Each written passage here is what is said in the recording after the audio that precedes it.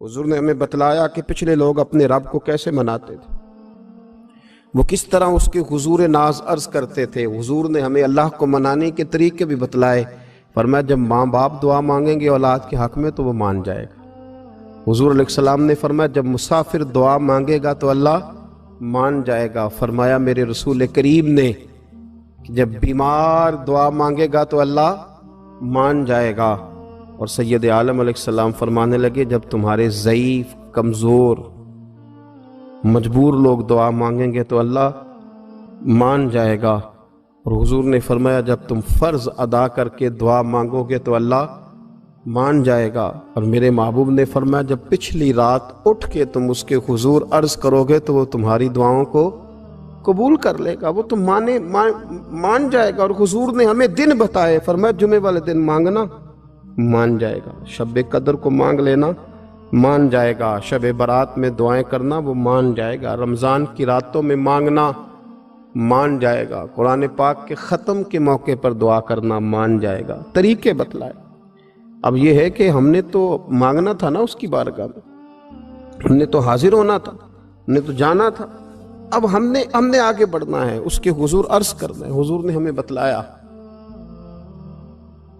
कि मोमिन मुत्तकी होता है ना, परहेजगार होता है, तो इसने कुछ नेकियां भी की होती हैं। जिस तरह इसे अपने गुनाहों का पता होता है ना, इसे पता होता है कि नहीं यार फलां काम मैंने फ़कत अल्लाह की रज़ा के लिए किया हुआ है, वो मेरा और मेरे रब का राज है। फरमाया जब तुम बड़े उलझ जाओ ना, जब तुम बड़ी आजमाइश में आ जाओ और जब तुम समझ लो कि अब मैं बड़ी तकलीफ में आ गया हूं, तो फिर एक तरीका हुजूर ने हमें और भी बतलाया मांगने का, एक और तरीका भी बतलाया।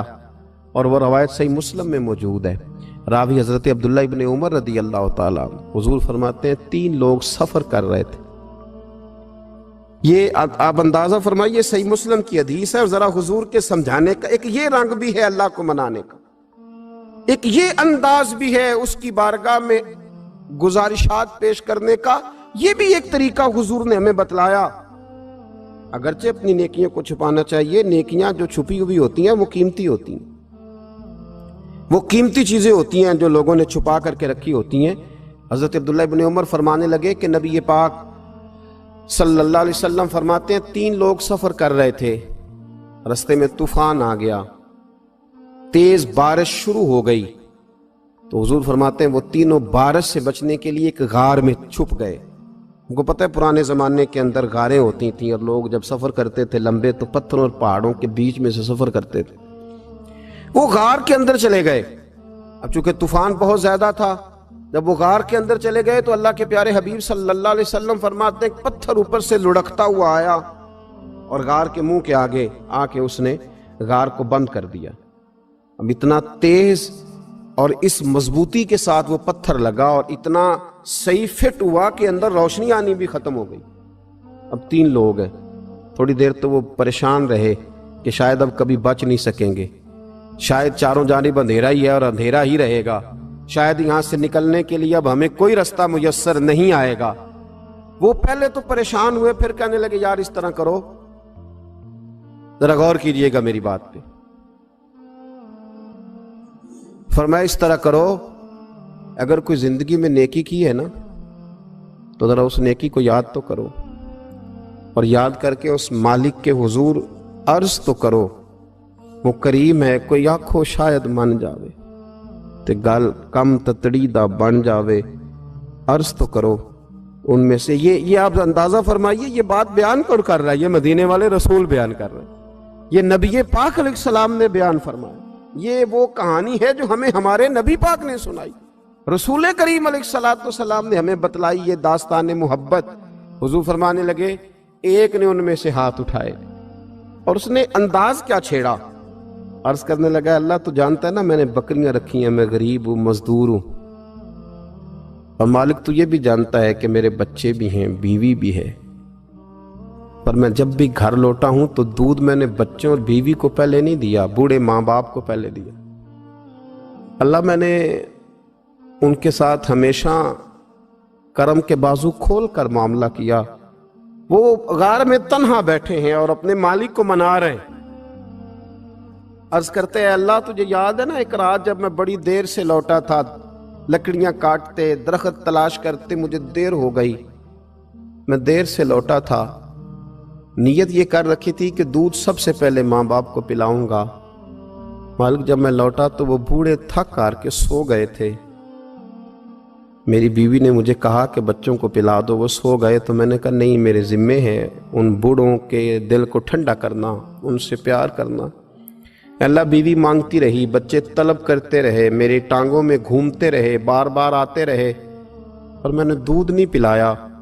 اے مالک فجر ہو گئی، آفتاب طلوع ہونے کا وقت آ گیا، پر میں نے ماں باپ کے بیدار ہونے کا انتظار کیا۔ اے اللہ وہ جب اٹھے تو ان کی آنکھوں میں جو میرے لیے دعا تھی اور ان کے سینوں میں جو میرے لیے کرم تھا، اگر تیری بارگاہ میں وہ نیکی قبول ہے تو مالک پھر رحم فرما، نہ اس مشکل سے آسانی عطا فرما۔ سنو سنو، رسول کریم صلی اللہ علیہ وسلم فرماتے ہیں کہ اس بندے کی دعا مکمل ہوئی تو پتھر تھوڑا سا سرک گیا، اور اتنا سرکا کہ آسمان نظر آنے لگا۔ جس نے ماں باپ کو منایا ہے، ان سے پیار کیا ہے، پھر یہی بات وسیلہ بن جائے گی رب کے ماننے کا، پھر یہ وسیلہ بنے گی، اللہ اس سے مان جائے گا۔ پھر رسول کریم صلی اللہ علیہ وسلم فرمانے لگے، دوسرا بولا اور عرض کرنے لگا کہ اے اللہ تو جانتا ہے مجھے اپنے چچا کی بیٹی بھانے لگی تھی، میں اس کی طرف رغبت کرنے لگا تھا، اور میں نے جب اس سے جا کے ارادہ کیا کہ میں تیرا طالب ہوں، تو اس نے مجھے کہا کہ پہلے 100 دینار لاؤ۔ بانا تو اللہ میں نے مشقت کر کے 100 دینار جمع کیے، اور جب میں پوری طرح اس پر حاوی ہو گیا، وہ میرے قبضے میں آ گئی اور گناہ کا میں نے ارادہ کر لیا، تو اس عورت کے منہ سے ایک جملہ نکلا کہ اللہ سے ڈر۔ اے مالک وہ میرے قبضے میں تھی، اے اللہ میں گناہ پر قادر تھا، میں چاہتا تو گناہ کر لیتا، لیکن جب اس نے تیرا نام لے کے کہا نا کہ اللہ سے ڈر، اللہ میں ڈر گیا، میں اسے چھوڑ کے آ گیا۔ اگر تجھے یہ بات پسند ہے تو پھر نکال دینا اس مشکل سے، پھر کر دینا کرم۔ اللہ میری بھی تو چڑھتی جوانی تھی نا، میں بھی تو سب کچھ کر سکتا تھا، پر تیرے لیے، تیری خاطر میں لذت گناہ سے باز رہا، تو اللہ تو رحمت فرما دے۔ حضور فرماتے ہیں اس کی دعا مکمل ہوئی تھی کہ پتھر تھوڑا اور سرک گیا۔ پھر تیسرا بولا اور اس نے بول کے کہا، اے اللہ ایک مزدور کو، ایک دیہڑی دار کو، ایک غریب کو میں نے کام پہ رکھا ہوا تھا، یہ تیرا اور میرا راز ہے اللہ۔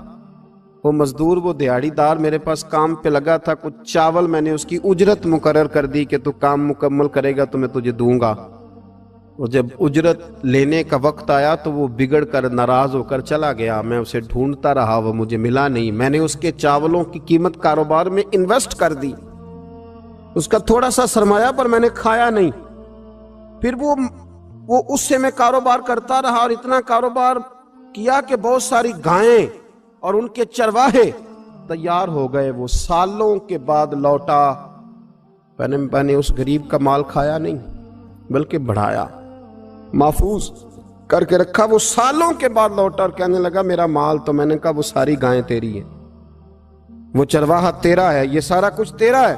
تو کہنے لگا تو مجھ سے مذاق کرتا ہے، میں غریب کہاں اور گاؤں اتنی بڑی گائیں کہاں، تو مذاق کرتا ہے؟ تو میں نے کہا مذاق نہیں، میں نے اپنے رب سے ڈر کے تیرے مال کی حفاظت کی، یہ تیرا ہے۔ اے اللہ میں کھا بھی تو سکتا تھا نا، پر تجھ سے ڈر کر میں نے وہ سارا محفوظ رکھا۔ اللہ اگر تجھے میری یہ ادا پسند ہے تو پھر آج مان جانا، آج راضی ہو جا۔ اللہ کے رسول فرماتے ہیں اس کی دعا مکمل ہوئی تھی کہ پتھر لڑکا اور ان کے لیے رستہ بن گیا، وہ باہر آ گئے۔ تو حضور نے ہمیں بتلایا کہ وہ تمہاری نیکیاں جو چھپی ہوئی ہیں، وہ تمہاری نیکیاں جو تم نے خالص اللہ کی رضا کے لیے کی ہیں، ان نیکیوں، ان اعمال کا وسیلہ بھی تمہارے رب کے ماننے کا ذریعہ بن جائے گا۔ اس کو منایا جائے، اس کی حضور حاضری دی جائے، اس سے بخشش کا سوال کیا جائے، اس کی بارگاہ میں یہ گزارش کی جائے کہ اللہ غریبوں، مجبوروں، کمزوروں اور ان لوگوں کے صدقے جو اللہ رستہ دیکھ رہے ہیں کہ رستہ کب کھلے گا، جو تیری بارگاہ کرم کے سوالی ہیں، ان کے صدقے تو رحم فرما، تو کرم فرما۔ تو میرے عزیز، ایک اور بات جو اللہ کو منانے کے لیے ہمیں ہمارے پیارے رسول صلی اللہ تعالی علیہ وسلم نے بتلائی کہ جب انسان بہت زیادہ عاجزی کرتا ہے نا، بہت زیادہ عاجزی، تو پھر بھی اللہ مان جاتا ہے۔ جب وہ اس کے حضور بہت عجز کا اظہار کرتا ہے، بہت زیادہ عجز کا اظہار کرتا ہے، وہ ڈر جاتا ہے اس سے۔ وَلِمَنْ خَافَ مَقَامَ رَبِّهِ جَنَّتَانِ، فرمایا جو میرے سامنے کھڑے ہونے سے ڈرے گا میں اسے 2 جنتیں عطا کروں۔ حضرت بابا فرید الدین مسعود گنج شکر بابا صاحب رحمۃ اللہ علیہ فرماتے ہیں کہ ایک نیک نوجوان تھا، دن کو روزہ رکھتا، رات کو نماز پڑھتا، پر اللہ سے ڈرتا پھر بھی بہت ہی زیادہ تھا، بڑا ہی ڈرتا تھا۔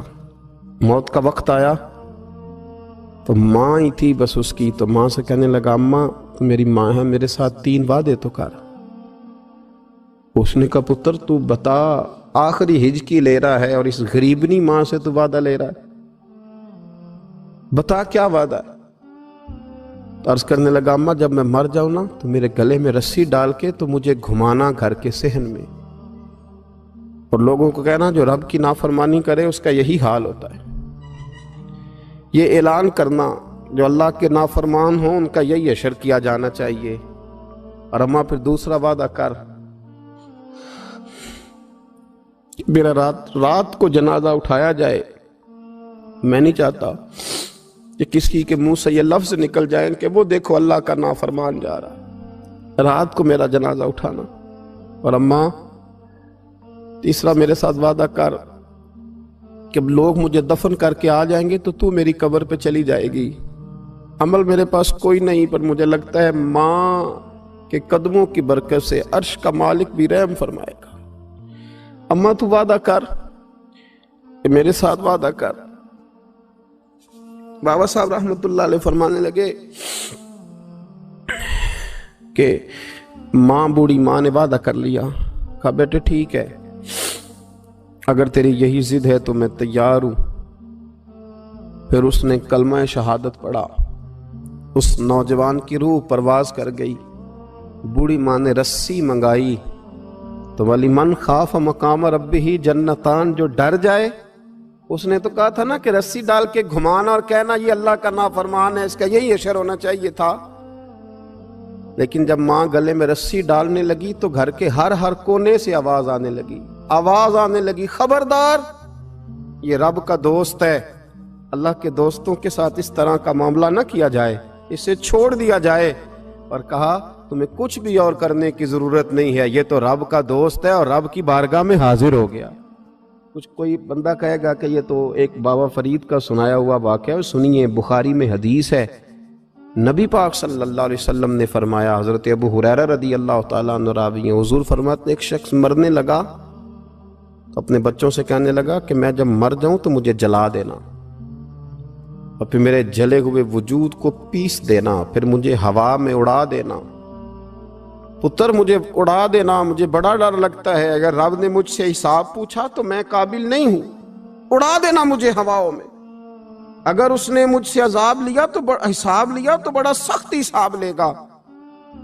حضور فرماتے ہیں، بخاری میں موجود ہے، اس کے بچوں نے اسی طرح کیا، اس کے مرنے کے بعد اسے جلایا، ہوا میں اڑا دیا۔ اللہ کے محبوب فرماتے ہیں رب کریم نے حکم دیا زمین کو کہ اس کے ذرات کو جمع کرو، زمین نے ذرے جمع کیے، خدا نے حکم دیا تو اس کا وجود پھر سے اسی شکل میں آیا۔ تو رب کریم نے فرمایا یہ جو تو نے وصیت کی تو کیوں کی؟ اللہ جانتا ہے کہ نہیں جانتا؟ یہ کی تو کیوں کی؟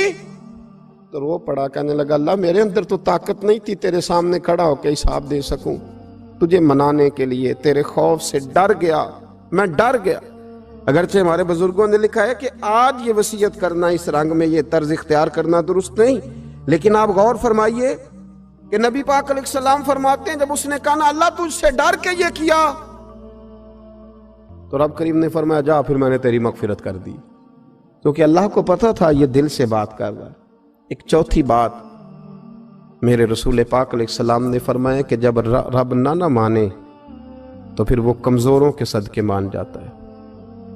پھر وہ ضعیفوں کے صدقے مان جاتا ہے۔ فرمایا اللہ تم سے بارشیں روکنا چاہتا ہے، پر تمہارے ضعیفوں، کمزوروں، غریبوں کے صدقے، مجبوروں کے صدقے وہ تم پر بارشیں برساتا ہے۔